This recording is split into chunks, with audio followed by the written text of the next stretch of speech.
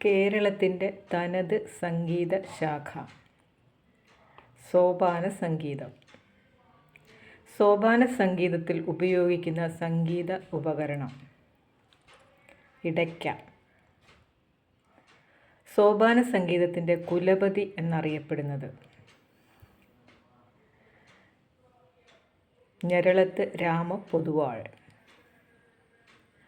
യുനെസ്കോയുടെ ലോക പൈതൃക പട്ടികയിൽ ഇടം നേടിയ കേരളീയ കലാരൂപം കൂടിയാട്ടം.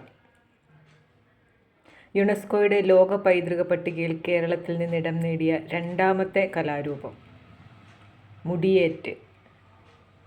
കൂടിയാട്ടത്തിൻ്റെ കുലപതി എന്നറിയപ്പെടുന്നതാര്? അമ്മന്നൂർ മാധവ ചാക്യാർ. കൂടിയാട്ടത്തിനും കൂത്തിനും ഉപയോഗിക്കുന്ന സംഗീത ഉപകരണം മിഴാവ്. കഥകളിയുടെ സാഹിത്യരൂപം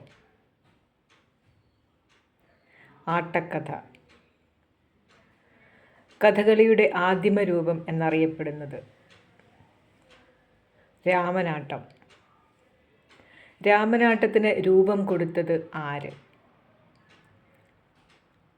കൊട്ടാരക്കര തമ്പുരാൻ. കേരളത്തിൻ്റെ തനത് ലാസ്യ നൃത്തരൂപം മോഹിനിയാട്ടം.